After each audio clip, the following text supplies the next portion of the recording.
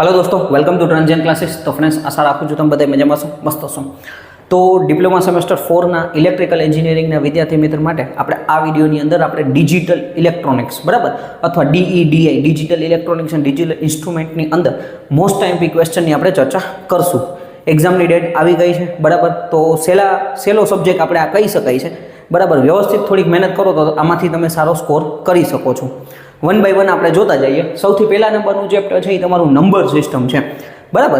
જેમ કે ભાઈ બાઇનરી નંબર સિસ્ટમ, બાઇનરી છે, ઓક્ટલ છે, ડેસિમલ છે, હેક્સાડેસિમલ છે, તો એ બધાના કન્વર્ઝન તમારે એની અંદર તમારે કરવાના આવશે। ચેપ્ટરનું વેટેજ 10 માર્કનું છે, પણ આમ વ્યવસ્થિત થોડીક પ્રેક્ટિસ કરેલી હોય તો 10 માર્ક રોકડા તમને મળી એમ છે બરાબર। એટલે ખાસ આની અંદર તમારે છે ને મહત્વની વસ્તુ છે કે પ્રેક્ટિસ ખાસ કરવી જરૂરી છે। પહેલા નંબરનું તમે જો કન્વર્ઝન છે તો કે ભાઈ સિમ્પલ ને સાદી વસ્તુ, decimal to binary, decimal to octal, decimal to hexadecimal, પછી ઊંધું octal to decimal, binary to decimal, hexadecimal to decimal બરાબર। ત્યાર પછી hexadecimal to octal, octal to hexadecimal, hexadecimal to binary, binary to hexadecimal. આ બધાય કન્વર્ઝન જે છે એ બધા કન્વર્ઝન તમને આવડતા હોવા જરૂરી છે। એ બધા વ્યવસ્થિત રીતે આવડતા હશે તો તમને એમાંથી જે ક્વેશ્ચન પૂછાય છે તમારા રોકડા માર્ક થઈ જશે। ત્યાર પછી એડિશન, સબટ્રેક્શન, મલ્ટિપ્લિકેશન અને ડિવિઝન, સરવાળા બાદબાકી, ગુણાકાર, ભાગાકારના ક્વેશ્ચન પૂછાય છે, એ તમને આવડતા હોવા જરૂરી છે। વન્સ કોમ્પ્લિમેન્ટ, ટુસ કોમ્પ્લિમેન્ટ અને વન્સ કોમ્પ્લિમેન્ટ, ટુસ કોમ્પ્લિમેન્ટનો યુઝ કરીને એડિશન, સબટ્રેક્શન એ આવે છે તો એ પણ તમને આવડતા હોવા જરૂરી છે। પછી ટાઈપ્સ ઓફ કોડ, કેટલા પ્રકારના આપણી પાસે કોડ છે એનો ક્વેશ્ચન તમને પૂછાઈ જાય છે બરાબર। અને Gray to binary, binary to Gray code, આ તમને બેઝિક ક્વેશ્ચન પૂછાતા હોય છે। એટલે આ 5 વ્યવસ્થિત રીતે તમે તૈયાર કરો એટલે આમ જોવા જાય તો આમાં તો આખું ચેપ્ટર કરવું પડે, શું પૂછાઈ જાય કંઈ ફિક્સ નથી, પણ 10 માર્ક રોકડા છે જો તમે વ્યવસ્થિત પ્રેક્ટિસ કરશો તો। અને શક્ય હશે તો ચેપ્ટર નંબર 1નું એક આમ one type of revision type એક આખો વિડીયો બનાવી દઈશ, જેથી તમે જોઈને વયા જાવ તો તમને માર્ક કવર થઈ જાય। ત્યાર પછી બીજા નંબરનું ચેપ્ટર છે logic gates and logic families બરાબર। 13 માર્કનું વેટેજ ધરાવે છે, પણ મોસ્ટ આઈએમપી ચેપ્ટર કહી શકાય બરાબર। હવે આની અંદર સૌથી પહેલાં લોજિક ગેટ તમારે તૈયાર કરવાના છે, એટલે કે and gate, or gate, not gate બરાબર। ત્યાર પછી નેન્ડ ગેટ, નોર ગેટ, ઓકે। ત્યાર પછી આપણી પાસે આવી જશે એક્સોર અને એક્સનોર, આટલા પ્રકારના ગેટ છે એ આપણે તૈયાર કરવાના થશે બરાબર। ત્યાર પછી તમે જુઓ નેન્ડ ગેટ અને NOR gate as a universal gate, 7 માર્કમાં ક્વેશ્ચન તમને પૂછાય છે કે ભાઈ NAND gate as a universal gate, નોર gate as a universal gate સમજાવો। 7 માર્કમાં 7 માર્કના, એટલે બે અલગ ક્વેશ્ચન છે, બે 7 માર્કમાં પૂછાય છે। ક્યારેક અથવામાં પૂછાય છે, ક્યારેક તમને નેન્ડ ગેટ પૂછાય જાય, ક્યારેક તમને નોર ગેટ પૂછાય જાય, એટલે આ તો મોસ્ટ આઈએમપી છે, કરી જ નાખવાના છે બરાબર। પછી પેરામીટર્સ ઓફ આઈસીના ડિજિટલ આઈસીના પેરામીટર્સ છે, વ્યાખ્યાઓ છે, એ વ્યાખ્યા 3 માર્કથી લઈને 4 માર્કમાં પૂછાઈ જાય છે, તો એ બધી વ્યાખ્યાઓ છે એ તમારે તૈયાર કરી લેવાની થશે। ફેન ઇન ને ફેન આઉટ ને અલગ જે વ્યાખ્યાઓ છે એ। પછી 2 ઇનપુટ RTL નોર ગેટ બરાબર, આ 4 માર્કમાં પૂછાયેલો ક્વેશ્ચન છે।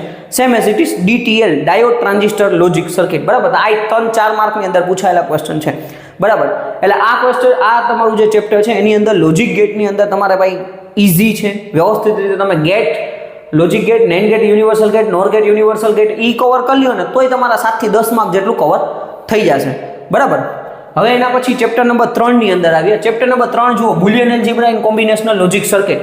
હવે આમાંય તમારે જનરલી જોવા જાવ તો દાખલા ને એવું બધું જ તૈયાર કરવાનું છે બરાબર।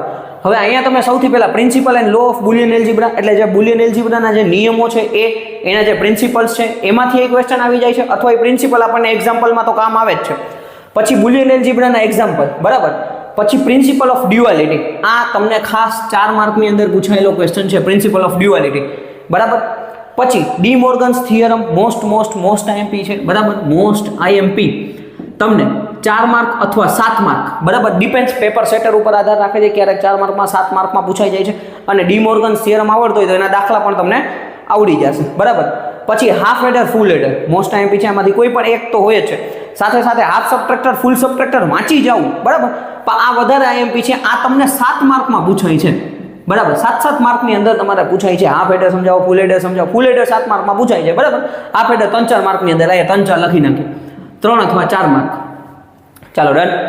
ત્યાર પછી મલ્ટીપ્લેક્સર શું છે? મલ્ટીપ્લેક્સરની અંદર ઘણા બધા પ્રકાર છે, પણ વધારે મોસ્ટ આઈએમપી છે 8 to 1 બરાબર, 8 to 1 મલ્ટીપ્લેક્સર।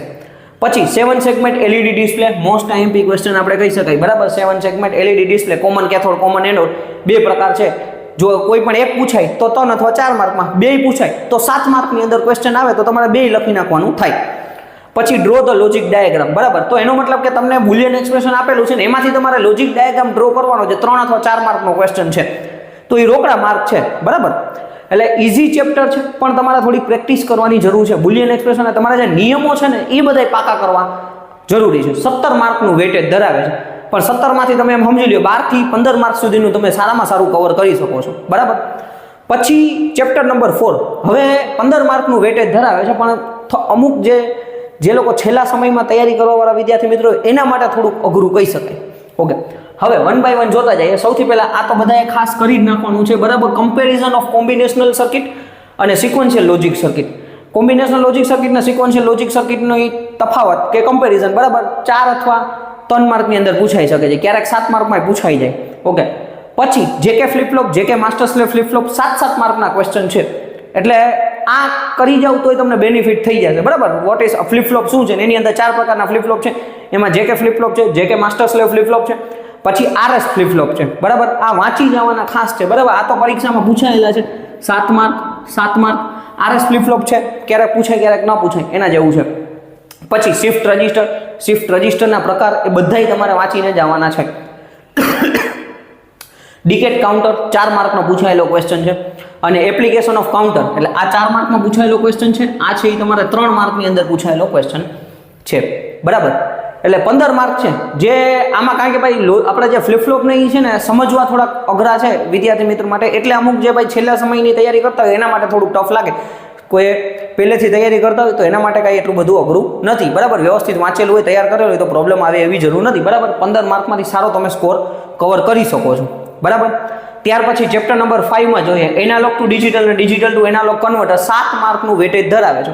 હવે આની અંદર તમે જોશો તો types of digital to analog converter, તો કે ભાઈ ડિજિટલ ટુ એનાલોગ કન્વર્ટરના પ્રકાર, એની અંદર 7 માર્કનો ક્વેશ્ચન છે વેટેજ રજિસ્ટર ટાઈપ, બરાબર. Weighted register type analog to digital to analog converter 7 માર્કમાં પૂછાયેલો ક્વેશ્ચન છે.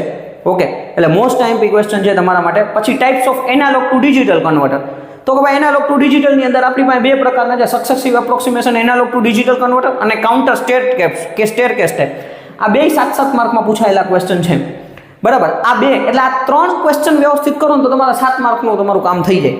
ઓકે, એટલે ચેપ્ટર નંબર 5 છે, ઇઝી છે, અને પાછું તમારે આમ જોવા જાય ને તો ભાઈ 3 ક્વેશ્ચન કરો તો તમને એમાંથી કોઈ પણ એક આવી જાય એટલે તમારા માર્ક રોકડા.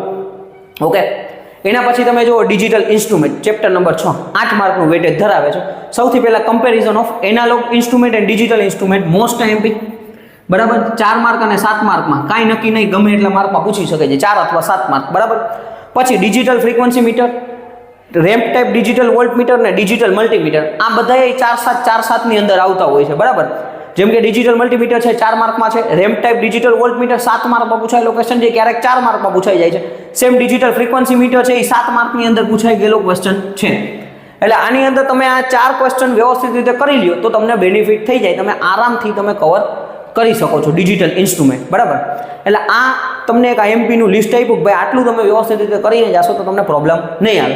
હવે પાસ થવાવાળા વિદ્યાર્થી મિત્રો માટે કે છેલ્લા સમયમાં આપણે મોસ્ટ આઈએમપી કરીને જવાયા જાય તો જેના લીધે આપણે ફાયદો થઈ જાય તો એ આપણે જોઈ લઈએ, બરાબર. જો આની અંદર તમારે આ ચેપ્ટરમાં તો પ્રેક્ટિસ જ કરવી પડે, બરાબર. એટલે તમારે વ્યવસ્થિત રીતે પ્રેક્ટિસ કરશો તો જ તમે આના માર્ક લેવી શકશો, નકર તમે આ પહેલા ચેપ્ટરના માર્ક ન લેવી શકો, બરાબર. એટલે આમાં તમારા પ્રેક્ટિસ ઉપર આધાર રાખશે. ચેપ્ટર નંબર 2 ની અંદર તો કે જો લોજિક ગેટ ખાસ કરી નાખો, નેન્ડ ગેટ અને NOR gate as a universal gate, બરાબર. આ 3 ક્વેશ્ચન તો ખાસ હોવા જોઈએ, તો 7 થી 10 માર્કનું તમારું કામ થઈ જશે. એના પછી તમે જુઓ ચેપ્ટર નંબર 3 ની અંદર તો કે ભાઈ ડી મોર્ગન્સ થિયરમ કરી નાખો, બરાબર. હાફ એડર ફૂલ એડર કરી નાખો, 7 આ મલ્ટીપ્લેક્સર અને 7 સેગમેન્ટ એલઈડી ડિસ્પ્લે અને લોજિક સર્કિટ ડ્રો કરવાનું છે. એ હું 1-2 વિડીયો બનાવી દઈશ તો તમને આરામથી આવડી જશે. તો એ 3-4 માર્ક જો પૂછાય તો તમને રોકડા મળી જશે. બાકી 1, 2, 3, 4 ક્વેશ્ચન તો તમને આની અંદરથી આવડતા જ હોવા જોઈએ, બરાબર. સબટ્રેક્ટર વાંચી લેજો એક વખત, બરાબર. અહીંયા લખ્યું નથી પણ વાંચી ખાસ લેજો. મલ્ટીપ્લેક્સર છે, અહીંયા પછી આમાં ડીકોડર ને એવું હોય છે, પણ મેં મોસ્ટ એમપી કવર કરેલું છે, બરાબર. ચેપ્ટર નંબર 4 ની અંદર વાત કરીએ તો એની અંદર સૌથી પહેલા નંબરનું તો કે ભાઈ comparison of combinational logic circuit અને સિક્વન્શિયલ સર્કિટ 4 માર્કનો પૂછાયેલો ક્વેશ્ચન છે. જેકે ફ્લિપફ્લોપ માસ્ટર સ્લેવ, બરાબર.